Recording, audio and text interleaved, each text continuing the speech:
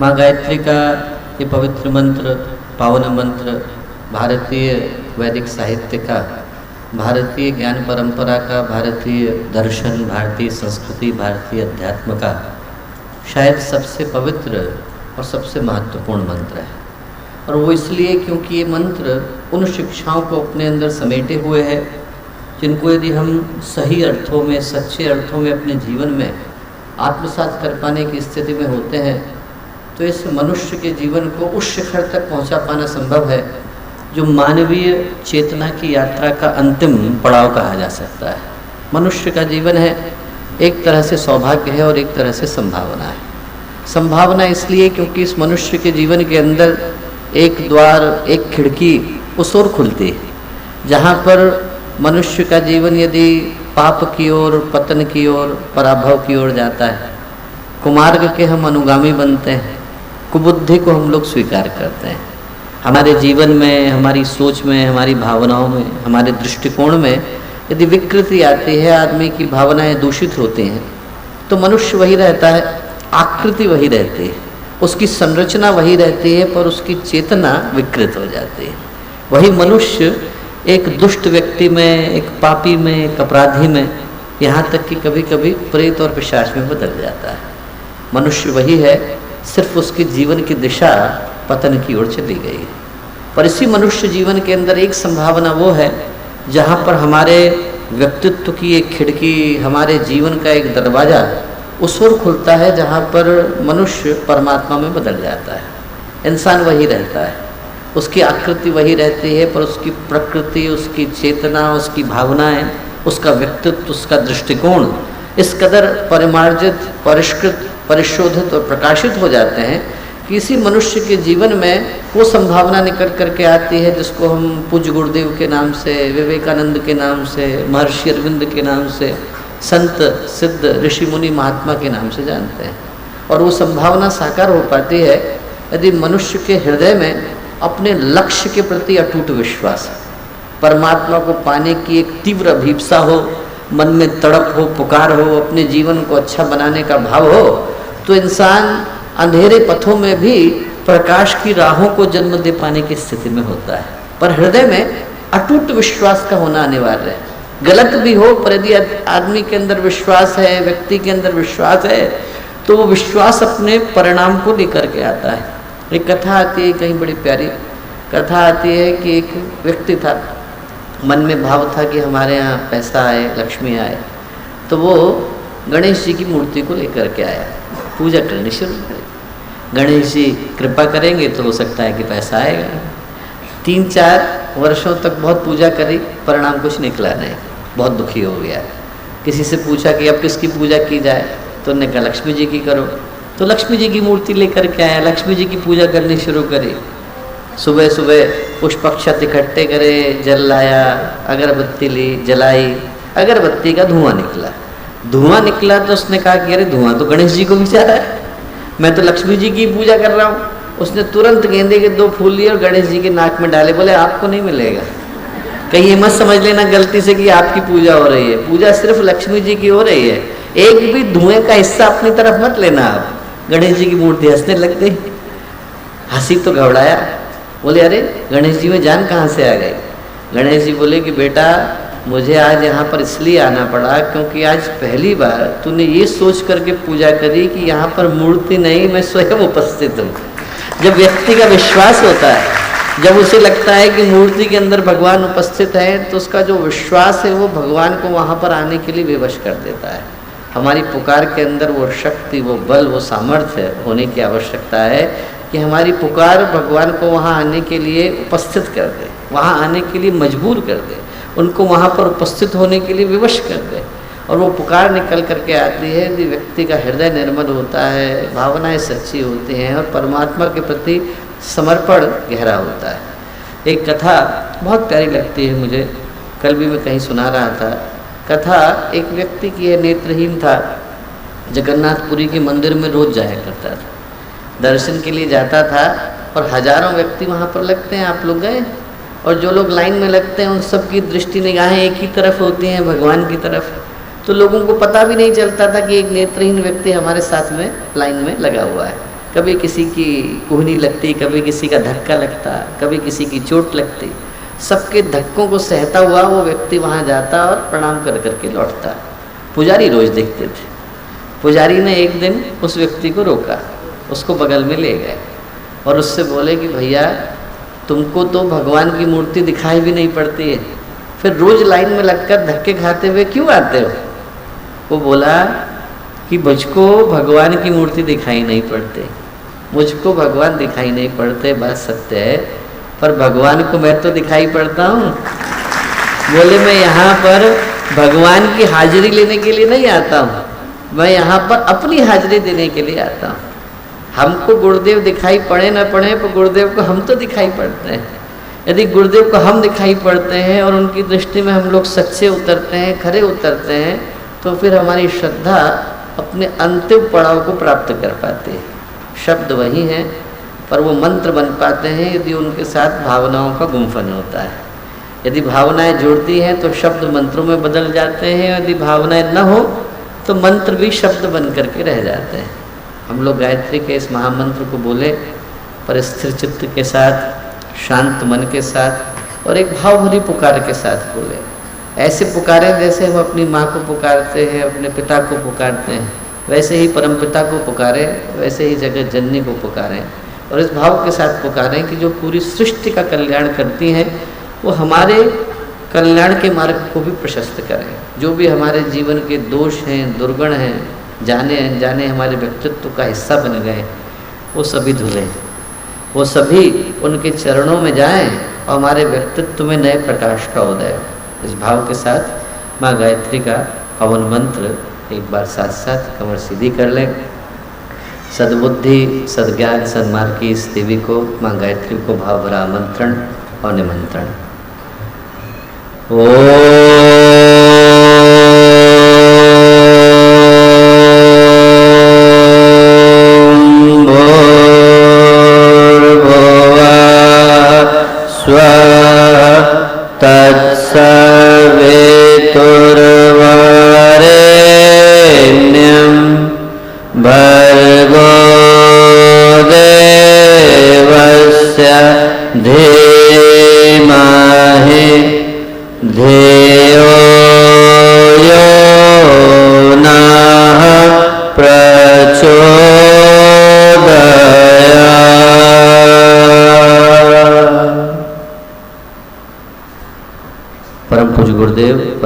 माता जी के दिव्य संरक्षण में आज का ये अत्यंत ही पवित्र अवसर, पुनीत अवसर, एक ऐसा अवसर जहाँ पर हम लोग गंभीर वर्षा के थपेड़ों के मध्य से आ रहे थे और अचानक भगवान सूर्य ने और माँ गायत्री ने कृपा करी और हम लोग एकदम से एक स्वच्छ और स्पष्ट वातावरण के मध्य में उपस्थित हैं।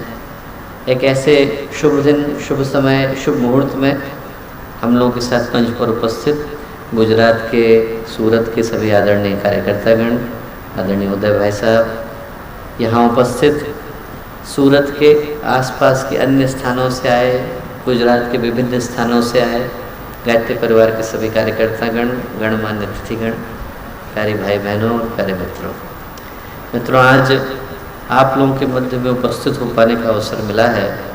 और जैसा अभी आप सुन रहे थे कि अपनों के मध्य अपनों की बातचीत है। अभी गीत को हम लोगों ने सुना, चलो गुरुदेव के सपने सजाने की शपथ ले लें।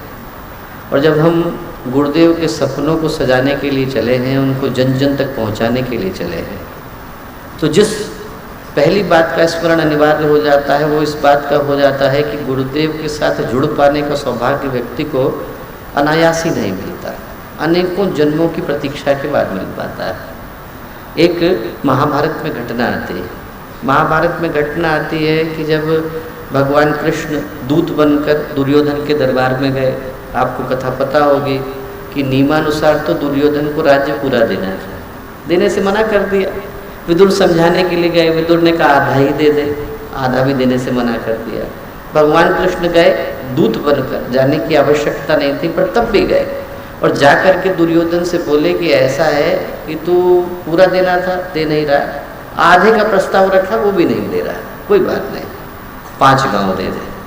5 गांव में 5 भाई चैन से रहेंगे, भाइयों को भाई के ऊपर हथियार उठाने की आवश्यकता नहीं पड़ेगी। 5 गांव दे दे, देने से मना कर दिया। मना कर दिया और दुर्योधन बोला सूच्यग्रम नैव दास्यामि बिना युद्धेन कैशव, सुई की नोक के बराबर जमीन भी बिना लड़े नहीं दूंगा, युद्ध तो होगा। भगवान से उसने कहा, इतना कहा वो तो ठीक। ये कहने के बाद उसने ये कहा कि भगवान को उठा करके रस्सियों से बांध दिया जाए, जंजीरों से बांध दिया जाए और उनको जेल में डाल दिया जाए। पहली बात दूत के साथ ये व्यवहार, दूसरा भगवान के साथ ये व्यवहार। भगवान को क्रोध आया, भगवान को अपना विराट रूप दिखाना पड़ा। और जब भगवान ने अपना विराट रूप दिखाया तो इनको रश्मि रथी, एक रामधारी सिंह दिनकर की कविता है, उसमें बड़े प्यारे शब्दों में रामधारी सिंह दिनकर ने लिखा। उनने लिखा, हरि ने अपना स्वरूप विस्तार किया, हरि ने अपना स्वरूप विस्तार किया। फिर क्या हुआ, डगमग डगमग दिग्गज डोले, भगवान कुपित होकर बोले। भगवान कुपित होकर के बोले, क्या बोले, बांधने मुझे तू आया है, जंजीर बड़ी क्या लाया है। बांधने तो आया है, इतनी बड़ी जंजीर लाया है। बांधना जो चाहे तेरा मन, पहले तो बांध अनंत गगन। इतनी बड़ी रस्सी तेरे पास होगी, पूरे आसमान को बांध ले, ब्रह्मांड को बांध ले, तो मुझे भी बांध ले, बनने को तैयार हूँ। फिर भगवान बोले, याचना नहीं अब रण होगा, फिर कभी नहीं वैसा होगा। भाई पर भाई टूटेंगे, श्रृंगाल बाद सुख लूटेंगे। आखिर तो भूषाई होगा, हिंसा का परदाई होगा। भगवान बोल करके चले, पर बोलने से पहले क्या बोले, बांधने मुझे तो आया है, जंजीर बड़ी क्या लाया है। इतनी बड़ी जंजीर होगी तो पूरे आसमान को बांध ले, पूरे ब्रह्मांड को बांध ले, पूरी धरती को, पृथ्वी को, सृष्टि को बांध ले, मैं भी बनने को तैयार हूँ। जब हम गुरुदेव के ऊपर बात करने को चलते हैं तो उतनी ही बड़ी रस्सी की आवश्यकता पड़ती है, क्योंकि छोटी रस्सी में गुरुदेव को बांधा जा नहीं सकता। उनके व्यक्तित्व का ऐसा कोई आयाम नहीं, उनके जीवन का ऐसा कोई पहलू नहीं जिसमें वो शिखर पर जाकर के विराजमान नहीं। लेखक की दृष्टि से देखो तो इतना लिख पाना संभव नहीं, वक्तृत्व की दृष्टि से देखो तो इतना बोल पाना संभव नहीं, आप यदि पिता की दृष्टि से देखो तो ऐसा पिता बन पाना संभव नहीं, आप यदि संगठनकर्ता की दृष्टि से देखो तो ऐसा संगठन कर पाना संभव नहीं, आप यदि भविष्यकर्ता की दृष्टि से देखो तो ऐसा भविष्यकर्ता ढूंढ पाना संभव नहीं। साधक की दृष्टि से, योगी की दृष्टि से, तपस्वी की दृष्टि से, एक ऐसे समन्वयकर्ता की दृष्टि से जिनने अनेकों लोगों को लाकर एक छत्र के नीचे उपस्थित कर दिया, हर व्यक्ति को लगा कि हमारा परिवार है, ऐसा व्यक्ति आपको इतिहास के दूसरे पृष्ठों में ढूंढने में मिलेगा नहीं। और ऐसे व्यक्तित्व के साथ जुड़ पाने का अवसर यदि हम लोगों को मिला तो वो सौभाग्य हमारे जीवन का सबसे बड़ा सौभाग्य है। मनुष्य के जीवन में सौभाग्य आते तो सौभाग्य व्यक्तिगत दृष्टि से आते हैं, पारिवारिक दृष्टि से आते हैं, लौकिक दृष्टि से आते हैं, सांसारिक दृष्टि से आते हैं। पद मिल जाए, प्रतिष्ठा मिल जाए, पैसा मिल जाए, प्रोन्नति मिल जाए, बाहर जाने का अवसर मिल जाए, नेशनल अवार्ड मिल जाए, इंटरनेशनल अवार्ड मिल जाए, राष्ट्रपति के साथ मिलने का अवसर मिल जाए, प्रधानमंत्री के साथ मिलने का अवसर मिल जाए, तो ऐसे सौभाग्य व्यक्ति के जीवन में आते हैं जिनको व्यक्ति सराहता है। पर ये जितने सौभाग्य हैं, ये सारे के सारे सौभाग्य अपने साथ मैन्युफैक्चरिंग डेट भी लाते हैं और एक्सपायरी डेट भी लाते हैं। मिलते हैं तो उनके साथ साथ उनका बिछुड़ना तय हो जाता है। आप राष्ट्रपति के साथ मिल लें, राष्ट्रपति के बदलते ही वो फोटो भी आपके ड्राइंग रूम का हिस्सा होकर के रह जाता है। मिले थे, बस एक व्यक्ति के जीवन का अवसर रह जाता है। आपको नोबेल प्राइज मिल जाए, अगले वर्ष किसी और को मिलता है तो पुराना हो जाता है। आप वर्ल्ड रिकॉर्ड तोड़ दें, कोई और तोड़ देता है तो वर्ल्ड रिकॉर्ड भी किताब का हिस्सा बन करके रह जाता है। ये सारे के सारे सौभाग्य हम में से प्रत्येक के जीवन में घटते हैं। कोई व्यक्तिगत दृष्टि से मूल्य का है, कोई पारिवारिक दृष्टि से मूल्य का है, कोई सामाजिक दृष्टि से मूल्य का है, कोई राष्ट्रीय दृष्टि से मूल्य का है।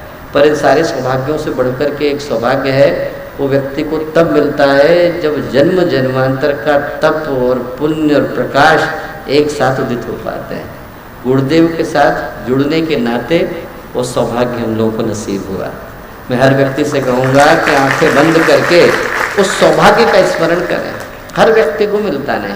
गुरुदेव के साथ जुड़ पाने का सौभाग्य, एक ऐसी चेतना के साथ जुड़ पाने का सौभाग्य, एक ईश्वरीय शक्ति के साथ जुड़ पाने का सौभाग्य हर व्यक्ति को नसीब नहीं होता। कल मैं कहानी सुना रहा था कि गुरुदेव के जो प्रथम शिष्यों में से एक थे रमेश चंद्र शुक्ला जी, गुरुदेव के साथ चला करते थे और सन 60 की ये बात है। तो वो जब गुरुदेव के साथ चला करते थे, उनके गुरुदेव के साथ जुड़ने की जो घटना है वो बड़ी महत्वपूर्ण है। उनके अपने गुरु थे गुरुदेव से मिलने से पहले, नाम था नागा बाबा। जो लोग भारतीय संत समुदाय को अच्छे से जानते हैं उन लोगों ने नाम सुने होंगे, हरि बाबा, स्वामी अखंडानंद सरस्वती, करपात्री जी महाराज, उड़िया बाबा। सन 30 के दशक के 40 के दशक के बड़े प्रतिष्ठित संत थे और उन संतों की श्रेणी में नागा बाबा का नाम आता है। और वो जो नागा बाबा थे संत पथिक जी महाराज के गुरु थे। संत पथिक जी महाराज ने वो कविता लिखी जिसको हम सब लोग रात दिन गुनगुनाते हैं, एक तुम ही आधार सदगुरु, उसको लिखने वाले इतने प्रतिष्ठित संत। उनने अपने शरीर को त्यागा। त्यागने के बाद क्या हुआ, 3 महीने के बाद रमेश चंद्र शुक्ला मामा जी को सपने में आए। आकर के उनसे बोले कि बेटा मेरी मुक्ति नहीं हो पा रही है, मेरे संस्कार के धागे अभी भी इस धरती के साथ जुड़े हुए हैं।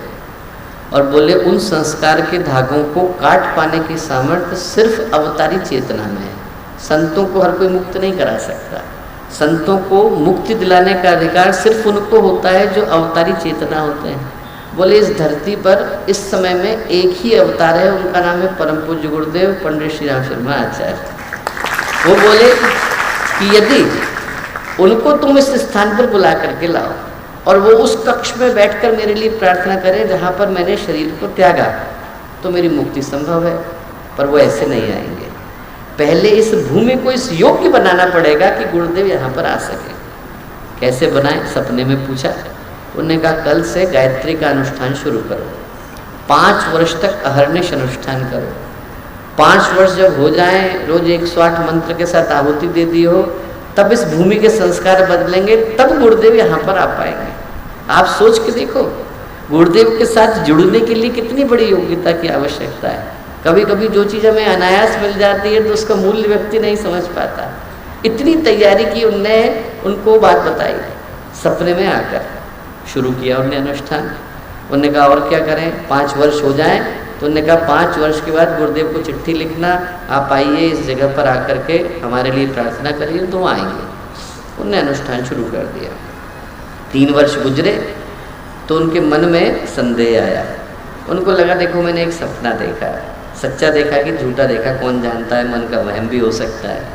और मैंने एक सपने के आधार पर ये पूरा का पूरा अनुष्ठान शुरू कर दिया। मैं अपना गांव भी नहीं छोड़ रहा हूँ, इतने दिनों से जो है यहीं पर रह रहा हूँ, क्या पता मेरे मन का वहम हो। गुरुदेव को चिट्ठी तो लिखनी चाहिए। ये बड़े आश्चर्य की बात है कि शिष्य हमेशा गुरु की परीक्षा जरूर लेते हैं। उन्होंने कहा गुरुदेव को चिट्ठी तो लिखनी चाहिए। गुरुदेव को चिट्ठी लिखने बैठे। चिट्ठी लिखने में उनको समझ में नहीं आया क्या लिखें, तो उन्होंने 3 पेज की चिट्ठी लिखी। उसमें ये कुछ नहीं लिखा कि हमारे गुरु आए, हमारे गुरु ने आदेश दिया। क्या लिखा, ये लिखा कि हमारा क्षेत्र अशिक्षितों का है, पढ़े लिखे लोग नहीं हैं, यहाँ पर बहुत समस्याएं हैं, सामाजिक समस्याएं, बहुत सारी समस्याएं, भारतीय संस्कृति को लोग भूल रहे हैं। आप आइए, आपसे बढ़ कर के गायत्री का ज्ञानी दूसरा कोई है नहीं। आप यहाँ आकर गायत्री के विषय में लोगों को उद्बोधन दीजिए, लोगों के अंदर उपासना का भाव आएगा। ये सब लिखा। 3 पेज की लंबी सी चिट्ठी उन्होंने गुरुदेव को लिख करके भेजी, आमंत्रण भेजा, उद्बोधन आकर के दीजिए, ये सब लिखा। गुरुदेव ने क्या किया, 3 लाइन का उत्तर भेजा। उत्तर में लिखा आपका पत्र मिला, समाचार जाने, अभी 3 ही वर्ष हुए हैं, 2 वर्ष अभी बाकी है, प्रतीक्षा करें। 5 वर्ष हुए, गुरुदेव आए। आने के बाद कक्ष के अंदर गए जहाँ पर उन्होंने शरीर को त्यागा था। अंदर जाकर के चटकनी लगाई। चटकनी लगाने के बाद आधे घंटे के बाद बाहर निकले। बोले मिलने का मन हो तो मिल लो। किससे मिल लो? अंदर गए तो देखा उनके गुरु जिन्हें 5 वर्ष पहले शरीर को त्याग दिया था साक्षात खड़े थे। और उनके गुरु उनसे बोले कि बेटा मैं तुझे वो बता रहा हूँ जो आज तक तुझे किसी ने बताया नहीं। तूने मेरी मुक्ति कराई, मैं तेरा ऋणी हूँ। मैं तुझे वो बात बता के जाऊँगा जो तेरे जीवन की सबसे मूल्य की है। क्या? उन्होंने कहा ऐसा करना बेटा, गुरु तो जीवन में अनेकों मिल जाते हैं, एक एक जीवन में कई बार अनेकों गुरु मिल जाते हैं। अवतारी सत्ता के साथ जुड़ पाने का सौभाग्य व्यक्ति को हजारों जन्मों में एक बार मिलता है। तुझे मिल गए हैं, छोड़ना नहीं। व्यक्ति अपनी गलती से गुरु से छूटता है। ऐसे गुरु से जुड़ पाने का सौभाग्य व्यक्ति को जन्म जन्मांतर में कभी एक बार मिल पाता है, और वो हम लोगों को मिला। हम लोगों को मिला उन्हीं रमेश चंद्र शुक्ला जी से। जब उनकी बात की कहानी क्या है, रमेश चंद्र शुक्ला मामा जी थे, गुरुदेव से बोले क्या करूं? गुरुदेव बोले तू आंखें बना। मैंने कहा आंखें कैसे बनाऊँ, आंखें में क्या बनाऊँ? उनको लगा चित्र बनाने होंगे, वो चित्र बना बना करके ले गए गुरुदेव के पास। गुरुदेव हंसे, बोले कि क्या लेकर के आया है? बोले आप ही ने तो कहा था आंखें बना। तो गुरुदेव ने कहा बेटा इन आँखों को नहीं, इन आँखों को बनाने को कहा, तो आँखों का हॉस्पिटल खोल। बोले गुरुदेव मैं तो पढ़ा लिखा नहीं हूँ, चौथी क्लास भी नहीं पढ़ा लिखा हूँ, मेरे बच्चों में से भी कोई डॉक्टर नहीं है, कहाँ से शुरू करूँगा।